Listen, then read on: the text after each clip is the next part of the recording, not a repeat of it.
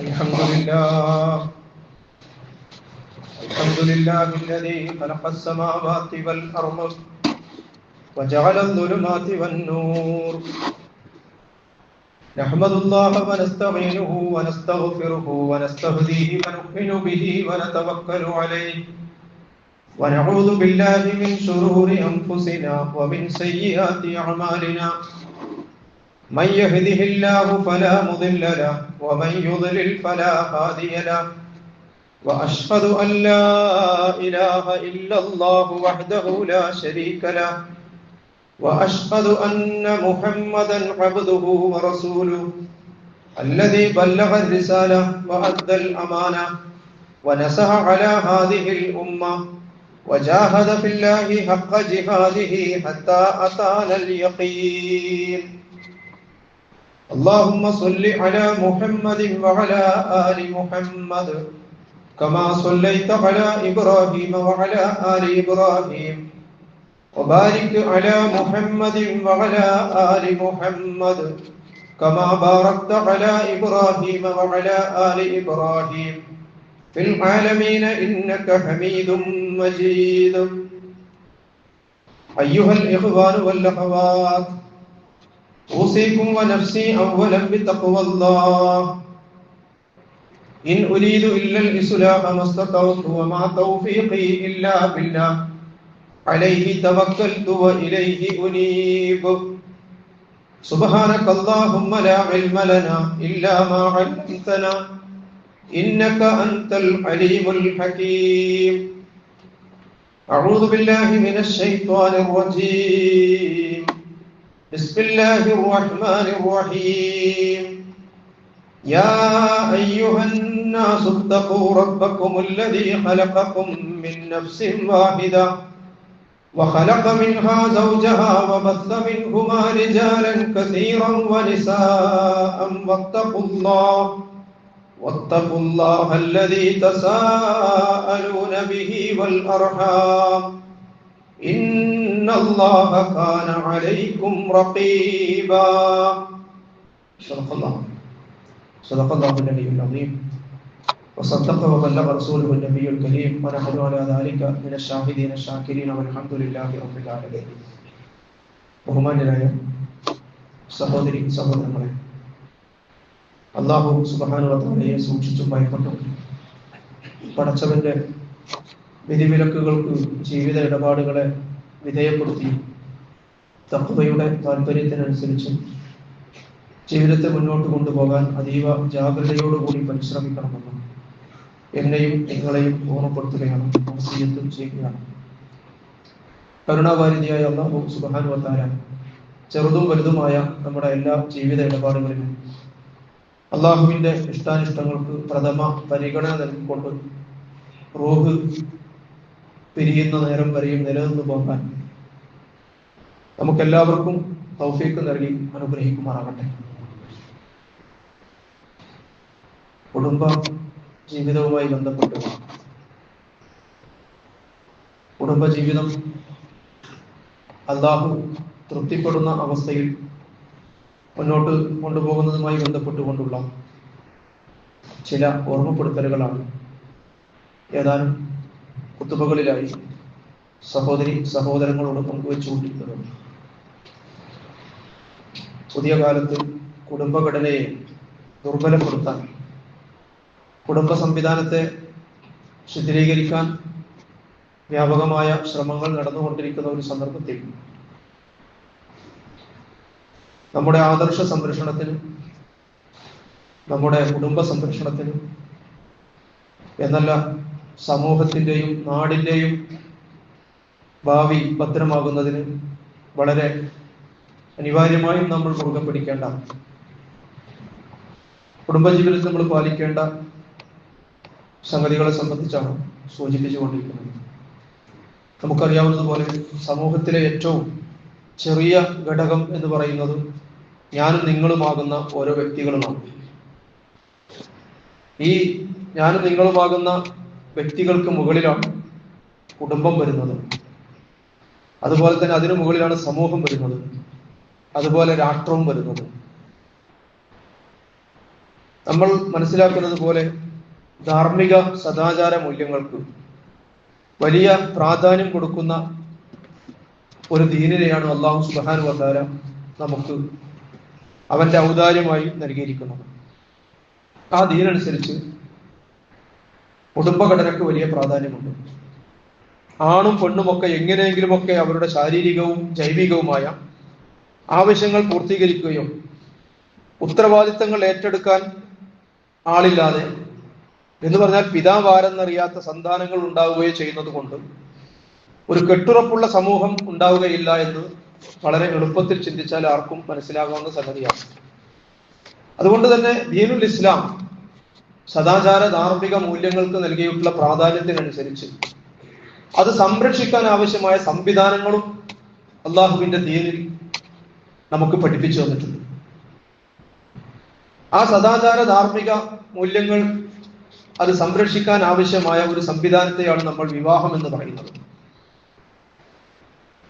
വിവാഹം ദീനുൽ ഇസ്ലാമിനെ സംബന്ധിച്ചിടത്തോളം വളരെ ലളിതമായ കാര്യമാണ്, വളരെ എളുപ്പമുള്ള കാര്യമാണ് ഇസ്ലാമിൽ വിവാഹം എന്ന് പറയുന്നത്. ഇസ്ലാമിൽ വിവാഹം വളരെ എളുപ്പമാകുമെന്ന് മാത്രമല്ല, വിവാഹേതരമായ ലൈംഗിക ബന്ധങ്ങൾക്ക് വലിയ പ്രയാസകരമായിരിക്കും എന്നുള്ളത് കൂടിയാണ് ഇസ്ലാമിക സമൂഹത്തിൽ. എന്നാൽ നമ്മൾ ജീവിക്കുന്ന സമൂഹത്തിൽ നേരെ തിരിച്ചാണ് അവസ്ഥ. നമ്മൾ ഇന്ന് ജീവിക്കുന്ന സാമൂഹിക അന്തരീക്ഷത്തിന്റെ പ്രത്യേകത എന്ന് പറയുന്നത് വിവാഹം വളരെ സങ്കീർണമാണ്. വിവാഹം എന്ന് പറയുന്നത് ഏറെ സങ്കീർണവും പ്രയാസകരവും അതേസമയം വിവാഹേതരമായ ലൈംഗിക ബന്ധങ്ങൾ എന്ന് താരതമ്യേന എളുപ്പവുമാണ്. അതിനാവശ്യമായ എല്ലാ സംവിധാനങ്ങളും ഒരുക്കപ്പെട്ട സാമൂഹ്യ സാഹചര്യങ്ങളാണുള്ളത്. അതിന് ഭരണകൂടത്തിന്റെയും നിയമ സംവിധാനത്തിന്റെയും ഒക്കെ എല്ലാവിധ പിന്തുണയും പിൻബലവും നൽകപ്പെട്ട കാലത്താണ് നമ്മൾ ജീവിച്ചുകൊണ്ടിരിക്കുന്നത്. എന്ന് പറഞ്ഞാൽ കാര്യങ്ങൾ നേരെ തലകീഴെ മറിഞ്ഞ അവസ്ഥയിലാണ് മുന്നോട്ട് പോകുന്നത്. ഞാൻ സൂചിപ്പിക്കുന്നത് ലിബറലിസത്തിന്റെയും സ്വതന്ത്ര ലൈംഗികവാദത്തിന്റെയും ഒക്കെ ഫലമായി പടിഞ്ഞാറൻ നാടുകൾ അനുഭവിച്ചു കൊണ്ടിരിക്കുന്നതിൽ നിന്ന് നമ്മളൊന്നും പഠിക്കുന്നില്ല എന്നതാണ്. കുടുംബം എന്ന് പറയുന്ന പ്രിയമുള്ളവരെ വ്യക്തികളെ സംബന്ധിച്ചിടത്തോളം അവർക്ക് കൂട്ടുത്തരവാദിത്തം ഉണ്ടാക്കുന്ന ഒരു സംവിധാനമാണ്. ഉത്തരവാദിത്തങ്ങളൊന്നും ഏറ്റെടുക്കാൻ കഴിയില്ല എന്നതാണ് ലിബറലിസത്തിന്റെ അടിസ്ഥാനം. ആർക്കും എങ്ങനെയും എപ്പോഴും ഒന്നിച്ച് ജീവിക്കാം, എപ്പോൾ വേണമെങ്കിലും പിരിയാം, അതിലാർക്കും ഒരു നിയന്ത്രണവും ഒരു തടസ്സവും ഉണ്ടാകേണ്ടതില്ല എന്നതാണ്. എന്നാൽ കുടുംബം എന്ന് പറയുന്നത് വ്യക്തികൾക്ക് കൂട്ടുത്തരവാദിത്തം ഉണ്ടാക്കുന്ന സംവിധാനമാണ്. നമ്മളൊക്കെ പല ആവശ്യങ്ങൾക്കും കെട്ടിടങ്ങൾ ഉണ്ടാക്കുന്നവരോ അത്തരം പ്രവർത്തനങ്ങളിൽ ഏർപ്പെട്ടുകൊണ്ടിരിക്കുന്നവരൊക്കെയാണ്. നമ്മൾ ഉണ്ടാക്കുന്ന ഒരു ചെറിയ വിറക് പുരയാണെങ്കിൽ അതിന് അത്ര വലിയ ഫൗണ്ടേഷൻ ഒന്നും ആവശ്യമായി വരികയില്ല, അല്ലെ? വളരെ ആഴത്തിൽ കുഴിയെടുത്ത് അതിൽ ധാരാളം മെറ്റലും സിമെന്റും ഒക്കെ കമ്പിയൊക്കെ ഉപയോഗിച്ചുകൊണ്ട് കോൺക്രീറ്റ് ചെയ്ത് അങ്ങനെ വലിയ ഫൗണ്ടേഷൻ ഒന്നും ഉണ്ടാക്കിയിട്ടല്ല ആരും വിറക് പുര ഉണ്ടാക്കാറുള്ളത്. വളരെ ലളിതമായ ഒരു 2 വരി പൊട്ടുകല്ലിട്ട് കൊണ്ടുള്ള ഫൗണ്ടേഷൻ മതിയാകും ഒരു ചെറിയ വിറക് പുര ഉണ്ടാക്കാൻ. എന്നാൽ അതേസമയം വലിയ 5-10 ലക്ഷം ലിറ്റർ വെള്ളം സംഭരിക്കുന്ന വലിയ ടാങ്ക്, ഇപ്പൊ ജലജീവൻ മിഷന്റെ ഒക്കെ ടാങ്കിന് വേണ്ടി സ്ഥലം എടുക്കുകയും അതിന്റെ പ്ലാനും പദ്ധതിയും ഒക്കെ ആയിട്ട് മുന്നോട്ട് പോയി ചെയ്തിട്ടുണ്ട്. അത്തരം ഒരു വലിയ ടാങ്ക് നിർമ്മിക്കാൻ ലക്ഷക്കണക്കിന് ലിറ്റർ വെള്ളം സംഭരിക്കുന്ന ഒരു വാട്ടർ ടാങ്ക് നിർമ്മിക്കണമെങ്കിൽ അതിന് നേരത്തെ പറഞ്ഞ ആ വിറക് പുരക്ക് ഉണ്ടാക്കുന്ന ഫൗണ്ടേഷൻ മതിയാവില്ല. അതിന് നല്ല ഉറപ്പുള്ള ഫൗണ്ടേഷൻ വേണ്ടി വരും, അല്ലെ? വലിയ കുഴിയെടുത്ത്, ആഴത്തിലുള്ള കുഴിയെടുത്ത് അതില് ആദ്യം കോൺക്രീറ്റ് ഇട്ട് PCC ചെയ്ത് പിന്നീട് അതിന്റെ മുകളിൽ RCC സിമെന്റ് കമ്പി ഉൾപ്പെടെയുള്ള വലിയ കോളങ്ങൾ പണിത് പിന്നീട് ബീമുകളിലൂടെ അത് ബന്ധിപ്പിച്ച് അങ്ങനെ വമ്പൻ ഫൗണ്ടേഷൻ ഉള്ള സംവിധാനമാണ് അത്തരം വലിയ നിർമ്മിതികൾക്ക് ഉണ്ടാവുക. ഞാനിത് പറയുന്നത് ഇവിടെ കുടുംബം എന്നൊരു സ്ഥാപനം, കുടുംബം എന്നൊരു സ്ഥാപനത്തിന്റെ മുകളിലാണ് സമൂഹം എന്ന ഒരു സംവിധാനം വരുന്നത്. അതിനു മുകളിൽ രാഷ്ട്രം എന്ന ഒരു സംവിധാനം കൂടി ഉള്ളതാണ് പ്രിയമുള്ളവരെ ഇസ്ലാമിന്റെ സാമൂഹിക ക്രമം എന്ന് പറയുന്നത്.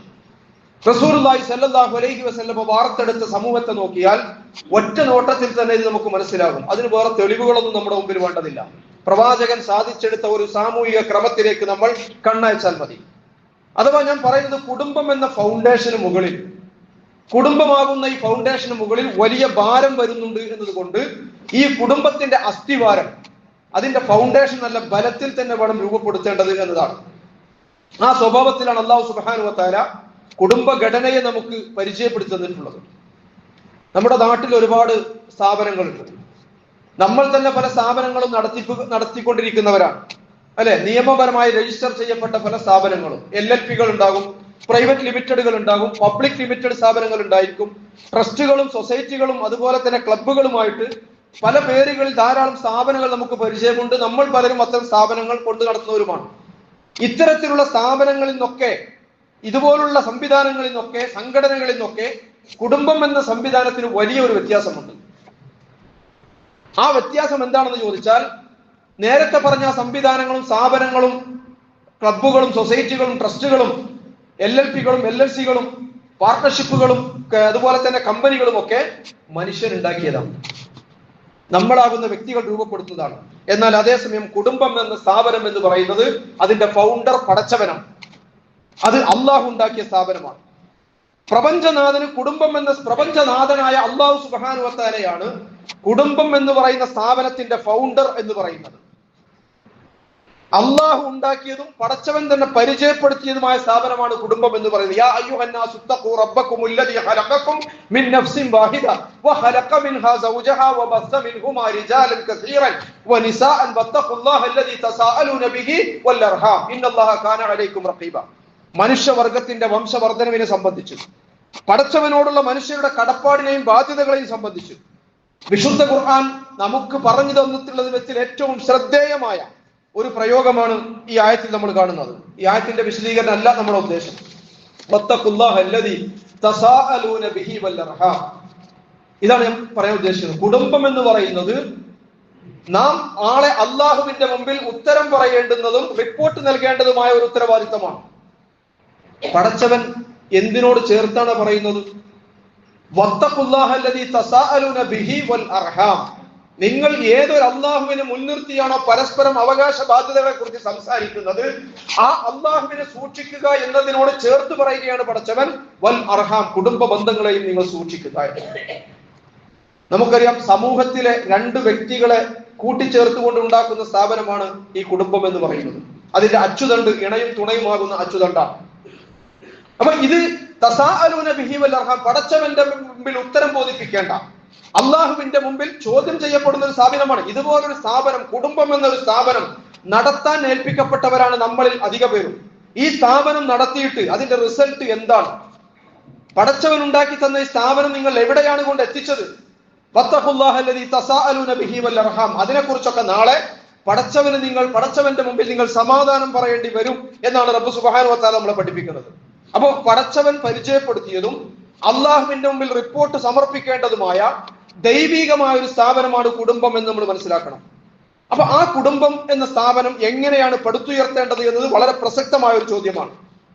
ആ കുടുംബമാകുന്ന സ്ഥാപനം എവിടെയോ കിടക്കുന്ന ഒരു ആണും എവിടെയോ ജനിച്ചു വളർന്ന ഒരു പെണ്ണും ഒരു ഉടമ്പടിയിൽ ഏർപ്പെടുമ്പോഴാണല്ലോ ഒരു കുടുംബം ഉണ്ടാകുന്നത്. കുടുംബത്തിന്റെ അച്ചുതണ്ട് എന്ന് പറയുന്നത് ഇണയും തുണയുമാകുന്ന അച്ചുതണ്ടാണ്. ഇതുണ്ടാകുന്നത് എവിടെയോ ജനിച്ചു വളർന്ന, ഏതോ ഒരു ജീവിത പാശ്ചാത്തലത്തിൽ വളർന്നു വന്ന ഒരു പെണ്ണ്, അന്ന് വരെ പരിചയമില്ലാത്ത ഒരാണ്, ഇവർ തമ്മിൽ ഏർപ്പെടുന്ന ഒരു ഉടമ്പടിയാണ് വിവാഹം, അല്ലെ? ഇസ്ലാമിൽ നാം പറഞ്ഞല്ലോ, വിവാഹം വളരെ ലളിതമായ ഒരു കർമ്മമാണ്. ഒരു സങ്കീർണതയും റബ്ബ് സുബ്ഹാനഹു വ തആല അതിൽ ഉണ്ടാക്കിയിട്ടില്ല. വളരെ ലളിതമാണ്. ഒരു കാർമികന്റെ പോലും ആവശ്യം അതിനില്ല. അത് പിന്നെ നമ്മൾ സൗകര്യത്തിന് വേണ്ടി ചെയ്യുന്നതാണ്. അങ്ങനെയുള്ള ഈ കുടുംബത്തെ സംബന്ധിച്ച് അള്ളാഹു സുബ്ഹാനഹു വ തആല രൂപപ്പെടുന്ന ഈ വിവാഹമാകുന്ന ആ ലളിതമായ ആ കർമ്മത്തെ സംബന്ധിച്ച് അള്ളാഹു സുബ്ഹാനഹു വ തആല പറഞ്ഞതാ മീസാഖൻ അലീദ എന്നാണ്. കർമ്മം വളരെ ലളിതമാണെങ്കിലും ഈ കരാർ വളരെ ഗൗരവപ്പെട്ടതാണ് എന്നാണ് ഖുർആൻ പഠിപ്പിക്കുന്നത്. അങ്ങനെ തന്നെ നമ്മൾ മനസ്സിലാക്കണം. ഇസ്ലാം വിവാഹമാകുന്ന കർമ്മത്തെ വളരെ ലളിതമാക്കിയിരിക്കുന്നു. അതേസമയം ലളിതമായ കർമ്മത്തിലൂടെ രൂപപ്പെടുന്ന കരാർ വളരെ ഗുരുതരമായ കരാറാണ്. വഅഖദ്ന മിൻകും മീസാഖൻ അലീദ എന്ന് ഖുർആൻ മറ്റൊരു ഭാഗത്ത് പറഞ്ഞത് എന്തിനെ സംബന്ധിച്ചാണെന്ന് അറിയോ? വിവാഹവുമായി ബന്ധപ്പെട്ടുകൊണ്ട് ഖുർആൻ സൂചിപ്പിച്ച പദം മീസാഖൻ ഗലീദ, വളരെ ഗൗരവപ്പെട്ട ബലിഷ്ഠമായ കരാർ എന്ന് പടച്ചറബ് പരിശുദ്ധ ഖുർആനിൽ മറ്റൊടുത്ത് പ്രയോഗിച്ചിരിക്കുന്നത് പ്രവാചകന്മാരിൽ നിന്നും അള്ളാഹു വാങ്ങിയിട്ടുള്ള ഉടമ്പടിയെ സംബന്ധിച്ച് പറയാനാണ്. അതായത് അംബിയ മുർസലീങ്ങളെ അള്ളാഹു സുബ്ഹാനഹു വ തആല ചുമതലപ്പെടുത്തിയ കാര്യം അവർ യഥാവിധി നിർവഹിച്ചു കൊള്ളാമെന്ന് പറയുന്നിടത്താണ് അള്ളാഹു മീസാഖൻ ഗലീദ എന്ന പ്രയോഗം നടത്തിയിരിക്കുന്നത്. വഇദ് അഖദ്നാ മിൻഹും മീസാഖൻ വഇദ് അഖദ്നാ മിനൻ നബിയ്യീന മീസാഖഹും വമിൻക വമിൻ നൂഹിൻ വഇബ്രാഹീമ വമൂസ വഈസ ഇബ്നു മറിയം വഅഖദ്നാ മിൻഹും മീസാഖൻ ഗലീദ എന്ന് അംബിയ മുർസലുകളെ അള്ളാഹു സുബ്ഹാനഹു വ തആല ചുമതലപ്പെടുത്തിയ കാര്യം അവർ യഥാവിധി നിർവഹിച്ചു കൊള്ളാമെന്ന് ആ പറയുന്ന വിഷയവുമായി ബന്ധപ്പെട്ടുകൊണ്ടാണ് അല്ലാഹു സുബ്ഹാനഹു വ തആല ഈ പ്രയോഗം നടത്തിയിരിക്കുന്നത് പറയുമ്പോൾ അതിന്റെ ഗൗരവം എത്രമാത്രമാണ് എന്ന് നമ്മൾ മനസ്സിലാക്കണം. ഈ കരാറിനെ ദുർബലപ്പെടുത്തുന്നതിനെ പറ്റിയാണ് റസൂലുള്ളാഹി പറഞ്ഞത് അള്ളാഹുവിന്റെ അർശിനെ പോലും അത് വിറകൊള്ളിക്കുമെന്ന്. അപ്പോ പടച്ചവൻ പരിചയപ്പെടുത്തിയ സ്ഥാപനം, റബ്ബിന്റെ മുമ്പിൽ റിപ്പോർട്ട് സമർപ്പിക്കേണ്ട സംവിധാനം, സുദൃഢമായ കരാർ എന്ന് അല്ലാഹു സുബ്ഹാനഹു വ തആല വിശേഷിപ്പിച്ച സംവിധാനം, ഇത്രയും മഹത്തായ സംവിധാനം രൂപപ്പെടേണ്ടത് ഏത് മാനദണ്ഡത്തിന്റെ അടിസ്ഥാനത്തിനായിരിക്കണം എന്നതിനെ സംബന്ധിച്ചാണ് കഴിഞ്ഞ ഖുതുബയിൽ ഞാൻ സഹോദരങ്ങളുടെ ശ്രദ്ധയിൽപ്പെടുത്തിയത്. റബ്ബ് സുബ്ഹാനഹു വ തആല അതിന് റസൂലുള്ളാഹി സ്വല്ലല്ലാഹു അലൈഹി വസല്ലമയോട് നമ്മളെ പഠിപ്പിച്ചത് ആ കുടുംബം രൂപപ്പെട്ടു വന്നതിന്റെ അടിസ്ഥാനത്തിൽ പ്രഥമ പരിഗണന നൽകേണ്ടത് ആദർശബോധത്തിനാണ് എന്നാണ്. ഫദ്ഫർ ബിദാത്തി ദീൻ. കുടുംബം എന്ന സാമൂഹ്യ ക്രമത്തിന്റെ അടിത്തറയെ സംബന്ധിച്ച് ഞാൻ പറഞ്ഞല്ലോ, അതിന്റെ ഫൗണ്ടേഷനെ കുറിച്ച്. ഒരു പുരുഷനും ഒരു സ്ത്രീയും കൂടി യോജിക്കപ്പെടുന്ന, അതുപോലെ തന്നെ ഇണയും തുണയും അച്ചുതണ്ടായി രൂപപ്പെടുന്ന കുടുംബം. നമ്മുടെ അറിവിൽ നമ്മൾ വ്യാപകമായി ഉപയോഗിക്കുന്ന ഏറ്റവും ശക്തിയുള്ള പശ ഏതായിരിക്കും? എന്റെ അറിവിൽ ഏറ്റവും ശക്തിയുള്ള പശ നമ്മൾ സാധാരണ ഉപയോഗിക്കുന്നത്, ഏറ്റവും വില കുറഞ്ഞ ഏറ്റവും ശക്തിയുള്ള പശ എന്ന് പറയുന്നത് സിമന്റ് ആണ്. വേറെയും ഒരുപാട് പശകളുണ്ട്, പക്ഷെ ഇത്രയും വില കുറഞ്ഞ, ഇത്രയും ദാർഢ്യതയുള്ള ഒരു പശ നമുക്ക് വേറെ എന്റെ ശ്രദ്ധയിൽപ്പെട്ടിട്ടില്ല.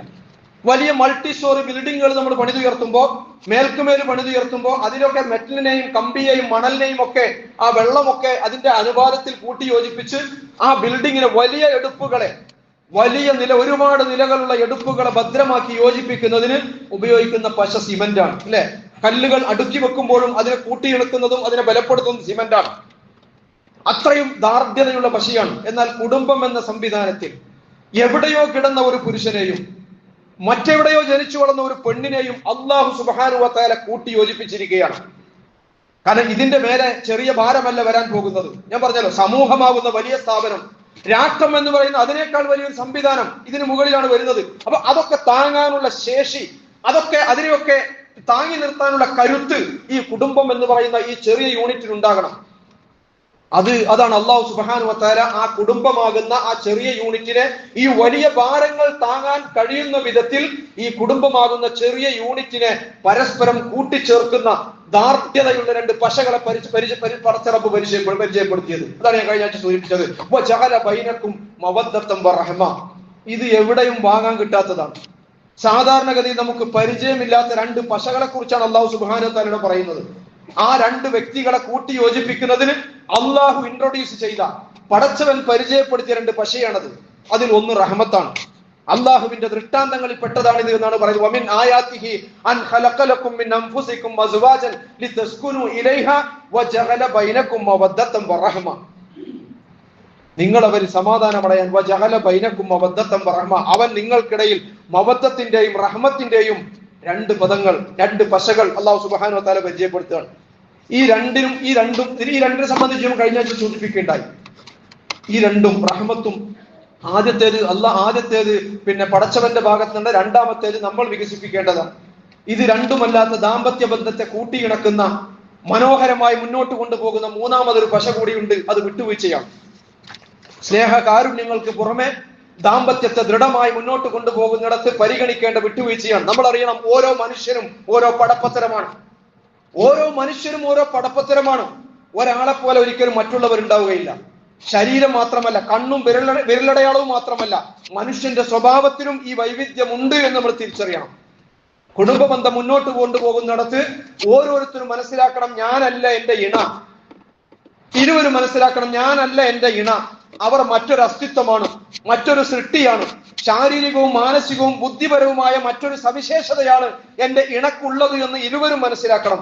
ഇത് മനസ്സിലാക്കിക്കൊണ്ടുള്ള വിട്ടുവീഴ്ചയാണ് ഓരോരുത്തർക്കും ഉണ്ടാകേണ്ടത്. ആ വിട്ടുവീഴ്ചയിലൂടെയാണ് യഥാർത്ഥത്തിൽ കുടുംബഘടന ഭദ്രമായി മുന്നോട്ട് കൊണ്ടുപോകാൻ സാധിക്കുന്നത് എന്ന് കൂടി നമ്മൾ മനസ്സിലാക്കണം. ഇന്നത്തെ ഒരു കാലത്തിന്റെ ഒരു പ്രത്യേകത നിങ്ങൾക്കൊക്കെ അറിയാം. അവകാശബോധം ഒരുപാട് വർദ്ധിച്ച കാലമാണ്. എല്ലാവർക്കും അവരവരുടെ അവകാശത്തെക്കുറിച്ച് നല്ല ബോധ്യമുണ്ട്. തനിക്ക് ലഭിക്കേണ്ട അവകാശത്തെക്കുറിച്ച്, ഇണയിൽ നിന്നും തനിക്ക് കിട്ടേണ്ട അവകാശത്തെക്കുറിച്ച് എല്ലാവരും നല്ല ബോധവാന്മാരാണ്. അതേസമയം ബാധ്യതാ വിചാരം തുലവും വിരളമാണ്. ബാധ്യതാ വിചാരം നഷ്ടപ്പെടുകയും അവകാശബോധം വർദ്ധിക്കുകയും ചെയ്ത ഒരു കാലത്ത് നമ്മൾ ജീവിക്കുമ്പോൾ കുടുംബ ബന്ധത്തെ സംബന്ധിച്ച് ദീനുൽ ഇസ്ലാമിന്റെ കാഴ്ചപ്പാട് എന്താണെന്ന് കൂടി നമ്മൾ മനസ്സിലാക്കണം. ഇസ്ലാം മനുഷ്യരിൽ ബാധ്യതാ വിചാരം വർദ്ധിപ്പിക്കുകയാണ് ചെയ്യുന്നത്, ചുമതലാബോധം ഉണ്ടാക്കുകയാണ് ചെയ്യുന്നത്. ഇണയും തുണയുമാകുന്ന ഒരു കുടുംബത്തിന്റെ അച്ചുതണ്ടിലെ രണ്ടുപേരും അവരുടെ ഓരോരുത്തരുടെയും ബാധ്യതകൾ വേണ്ട വിധം നിർവഹിച്ചാൽ ആർക്കും അവരുടെ അവകാശത്തിൽ ഒട്ടും കുറവ് വരികയില്ല എന്നതാണ്. അത് നമ്മൾ മനസ്സിലാക്കണം. അതുകൊണ്ട് ദീനുൽ ഇസ്ലാം പുരുഷനോട് പറഞ്ഞു വആശിറൂഹുന്ന ബിൽ മഅറൂഫ് വഇൻ കരിഹ്തുമൂഹുന്ന ഫഅസാ അൻ തക്റഹു ശൈഅൻ വയജ്അൽ അല്ലാഹു ഫീഹി ഖൈറൻ കസീറ. നീ നിന്റെ ഇണയോട് ഏറ്റവും നന്നായി വർത്തിക്കണം, നീ അവളോട് ഏറ്റവും നന്നായി പെരുമാറണം. വഇൻ കരിഹ്തുമൂഹുന്ന, നീ അവളിൽ എന്തെങ്കിലും നിനക്ക് ഇഷ്ടമില്ലാത്തത് കണ്ടാൽ, നിനക്ക് വെറുപ്പുണ്ടാകുന്ന എന്തെങ്കിലും ഒന്ന് അവളിൽ നീ കണ്ടാൽ, നീ മനസ്സിലാക്കണം ഫഅസാ അൻ കരിഹ്തുമൂഹുന്ന ഫയജ്അൽ അല്ലാഹു ഫീഹി ഖൈറൻ കസീറ. അല്ലാഹു സുബ്ഹാനഹു വ തആല അതിൽ മറ്റെന്തെങ്കിലും ഒക്കെ നന്മകൾ ഉദ്ദേശിച്ചിട്ടുണ്ടായിരിക്കും. കാരണം മനുഷ്യരെന്ന് പറഞ്ഞാൽ ബാഹ്യമായ കാര്യങ്ങളെ നമുക്ക് അറിയുള്ളൂ. യഅലമൂന ളാഹിറൻ ഫിൽ ഹയാത്തി ദുനിയ. നമ്മുടെ ഒരു പരിമിതി അതാണ്.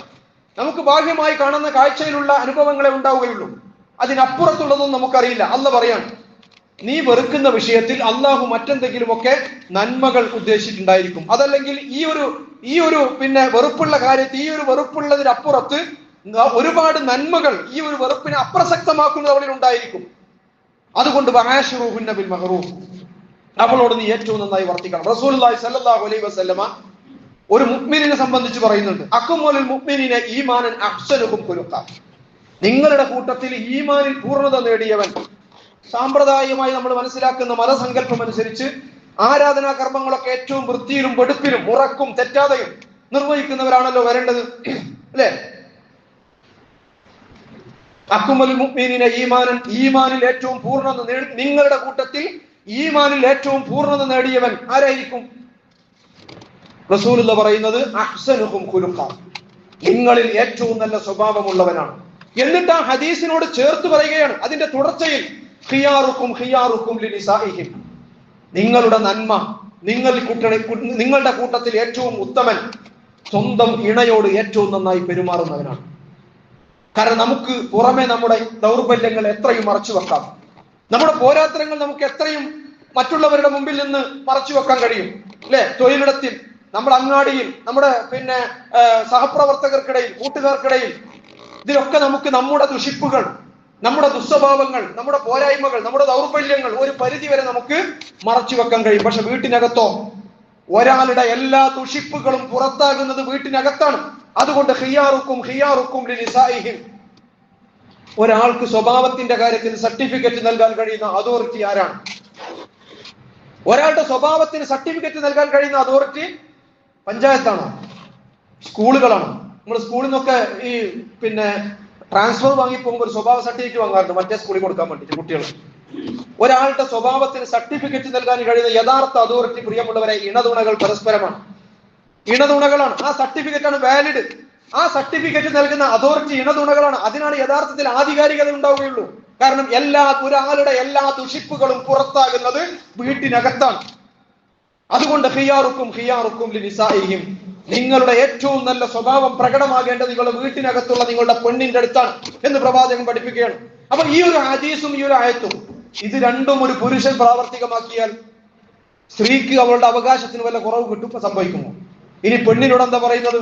ലൗ കുന്തു ആമിറൻ അഹദൻ അൻ യസ്ജുദ ലി അഹദിൻ ഇല്ലല്ലാഹ് ലആമർതുൽ മർഅ അൻ തസ്ജുദ ലി സൗജിഹാ. പ്രിയപ്പെട്ട മോളെ, നിനക്ക് അല്ലാഹുവിന്റെ സ്വർഗ്ഗത്തിന്റെ സുഗന്ധം അനുഭവിക്കാൻ കഴിയണമെങ്കിൽ അയ്യുമാ ഇംറഅത്തിൻ മാത്തത് വ സൗജുഹാ അൻഹാ റാദിൻ ദഖലത്തിൽ ജന്ന, സ്വന്തം ഇണ നിന്നെ തൃപ്തിപ്പെട്ട അവസ്ഥയിൽ നിനക്ക് അല്ലാഹുവിനെ കണ്ടുമുട്ടാൻ കഴിയുന്നിടത്താണ് നിനക്ക് സ്വർഗം നേടാൻ കഴിയുക എന്ന് പെണ്ണിനോട്.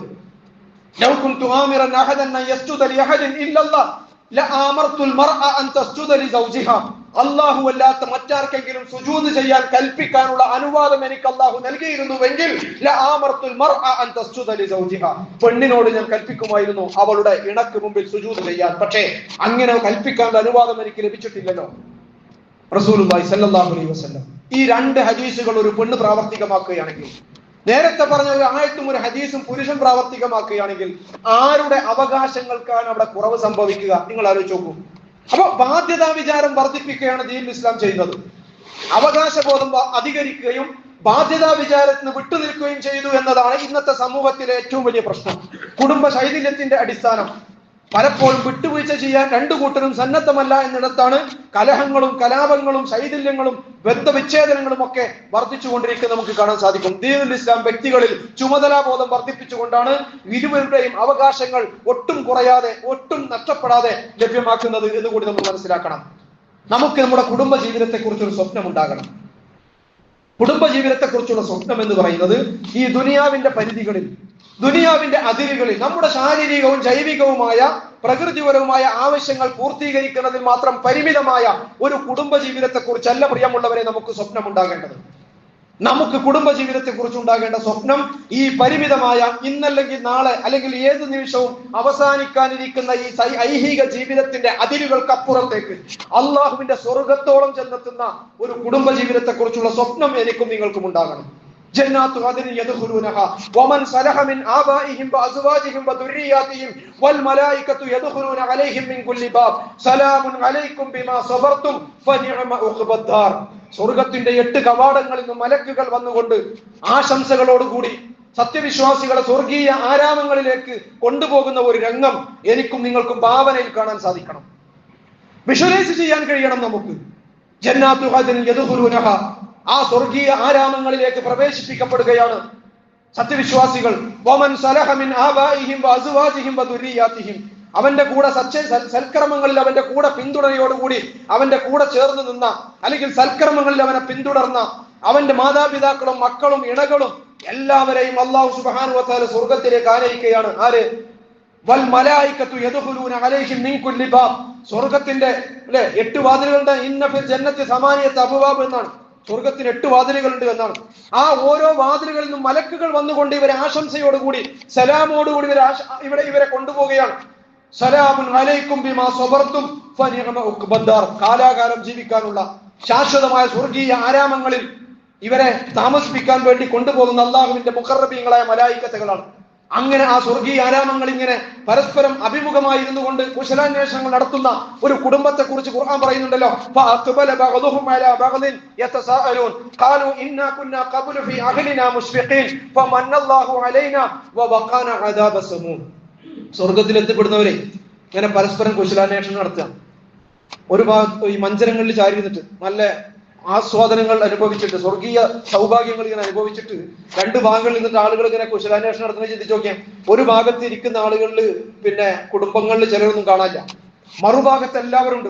വല്യമ്മമാരുണ്ട്, ഇണതുണകളുണ്ട്, വാപ്പുണ്ട്, മക്കളുണ്ട്, ഉമ്മുണ്ട്, സഹോദരി സഹോദരങ്ങളുണ്ട്, പേരക്കുട്ടികളുണ്ട്. ഇങ്ങനെ ഒരു സ്വർഗീയ ജീവിതത്തെ കുറിച്ച് നമുക്കൊരു സ്വപ്നമുണ്ടോ? ഇങ്ങനെ ഒരു സ്വർഗീയ ജീവിതം നമുക്ക് വിഷ്വലൈസ് ചെയ്യാൻ കഴിയുമോ? നമ്മളെല്ലാവരും നമ്മുടെ ഉമ്മയും ഉപ്പയും വല്ലിപ്പയും വല്ലിമ്മയും ഇണയും മക്കളും പേരക്കുട്ടികളും എല്ലാം കൂടി സ്വർഗത്തിൽ ഒന്നിച്ചിരിക്കുന്ന. അപ്പൊ മറുഭാഗത്തുള്ള ഒരു അത്ഭുതം, കാരണം അവരെ കൂട്ടത്തിൽ ചിലരൊന്നും കാണാനില്ല. ചിലരൊക്കെ സിറാത്തിൽ വീണ് പോയിട്ടുണ്ട്, വേറെ ചിലർ ഹിസാബിൽ തന്നെ വീണ് പോയിട്ടുണ്ട്. അപ്പൊ ഇവർക്ക് അത്ഭുതം, എങ്ങനെയാണ് നിങ്ങൾ എല്ലാവരും എത്തിയത്? പരസ്പരം ഇങ്ങനെ ചോദിക്കുകയാണ്. അപ്പൊ ഇവര് പറയാണ്, ആര്? എല്ലാവരും കൂടി ഒന്നിച്ച് അല്ലാഹുവിന്റെ സ്വർഗം അനന്തരമെടുക്കാൻ സൗഭാഗ്യം കിട്ടിയ ആ കുടുംബം, ഹോൾ ഫാമിലി. അവര് പറയാണ്, ഇന്നാ കുന്നാ ഖബ്ലു ഫീ അഹ്ലിനാ മുശ്ഫിഖീൻ. ഞങ്ങളെ ഞങ്ങൾക്ക് നൽകിയ ദുനിയാവിലെ ജീവിതത്തിൽ പടച്ചവനെ ഭയപ്പെട്ടുകൊണ്ടാണ് ജീവിച്ചത്. ഞങ്ങളുടെ വീട്ടിന്റെ ഇഷ്ടം പടച്ചവന്റെ ഇഷ്ടമായിരുന്നു. ഞങ്ങളുടെ വീട്ടിലെ ഓരോരുത്തരുടെയും ഇഷ്ടം അള്ളാഹുവിന്റെ ഇഷ്ടമായിരുന്നു. അല്ലാതെ ഓരോരുത്തരും അവരവരുടെ ഇഷ്ടത്തിനനുസരിച്ച് ജീവിച്ച വീടുകളായിരുന്നു ഞങ്ങളുടെ വീടുകൾ. ഓരോരുത്തരും അവരുടെ വീടുകളിലേക്ക് ഒതുങ്ങിക്കൂടിയ, ഓരോരുത്തരും അവരവരുടെ സുഖദുഃഖങ്ങളുടെ ലോകത്ത് കഴിഞ്ഞുകൂടിയ വീടായിരുന്നില്ല ഞങ്ങളുടെ വീട്. മറിച്ച് ഞങ്ങളുടെ വീട്ടിൽ അള്ളാഹുവിന്റെ ഇഷ്ടമായിരുന്നു ഞങ്ങളുടെ ഓരോരുത്തരുടെയും ഇഷ്ടം. പടച്ചവന് പ്രിയങ്കരമല്ലാത്തത്, പടച്ചവന് തൃപ്തിയില്ലാത്തത് ഞങ്ങളുടെ വീട്ടിൽ ആർക്കും തൃപ്തിയില്ലായിരുന്നു. അങ്ങനെ ഫമന്നല്ലാഹു അലൈന, അങ്ങനെ അള്ളാഹുവിന്റെ ഇഷ്ടം ഞങ്ങളുടെ ഇഷ്ടമാക്കി മാറ്റിയത് കൊണ്ട്, പടച്ചവനെ ഭയപ്പെട്ടുകൊണ്ടുള്ള ഒരു കുടുംബ ജീവിതം ദുനിയാവിൽ കെട്ടിപ്പടുത്തത് കൊണ്ട് ഫമന്നല്ലാഹു അലൈന, പടച്ചവൻ ഞങ്ങളുടെ ഔദാര്യം കാണിച്ചു. അങ്ങനെയാണ് ഞങ്ങൾ എല്ലാവരും കൂടെ എത്തിപ്പെട്ടത് എന്നവര് മറുപടി പറയുമ്പോ, പ്രിയമുള്ളവരെ, അങ്ങനെ ഒരു മറുപടി നാളെ പറയാൻ കഴിയുന്ന അവസ്ഥയിൽ എന്റെയും നിങ്ങളുടെയും ഒക്കെ കുടുംബ ജീവിതത്തെ ദുനിയാവിൽ പടച്ചവനുള്ള ഭയവികാരത്തിൽ അള്ളാഹുവിന്റെ ഇഷ്ടത്തിന് വിട്ടുകൊടുത്ത ജീവിതത്തിന്റെ ഉടമകളായി നമ്മുടെ കുടുംബ ജീവിതം മുന്നോട്ട് കൊണ്ടുപോകാൻ എനിക്കും നിങ്ങൾക്കും സാധിക്കണം. അല്ലാഹു സുബ്ഹാനഹു വ തആല, കരുണാവാരിധിയായ റബ്ബ് സുബ്ഹാനഹു വ തആല അതിന് നമുക്ക് എല്ലാവർക്കും തൗഫീഖ് നൽകി അനുഗ്രഹിക്കുമാറാകട്ടെ. അഖൂലു ഖൗലി ഹാദാ അസ്തഗ്ഫിറുല്ലാഹ ലി വലക്കും.